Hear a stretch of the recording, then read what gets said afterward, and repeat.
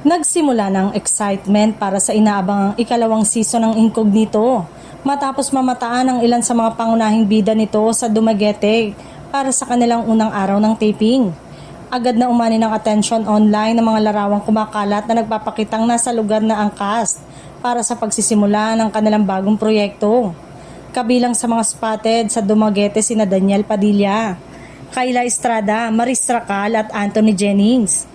Marami sa kanilang mga tagahanga ang hindi napigilang magbahagi ng kanilang kasabikan sa social media matapos makita ang mga aktor at aktres na naghahanda para sa panibagong kabanata ng serye. Ayon sa ilang nakasaksi, abala na ang production team sa paghahanda ng iba't ibang eksena sa mga piling lokasyon sa lungsod. Kilala ang Dumaguete sa magagandang tanawin at tahimik na kapaligiran kaya inaasahang magiging malaking bahagi ito ng visual appeal ng bagong season.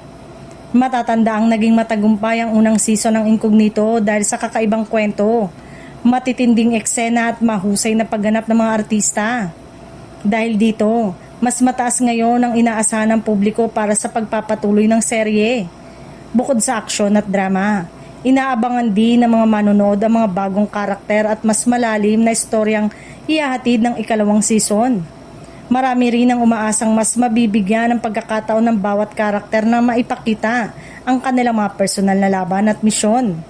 Sa ngayon, wala pang inilalabas na kumpletong detalye tungkol sa kwento ng Incognito Season 2. Ngunit malinaw na nagsimula na ang paghahanda para sa isa na namang malaking serye. Habang nagpapatuloy ang taping sa Dumaguete, patuloy namang nakatutok ang mga tagahanga para sa mga susunod pang updates mula sa cast ng production team.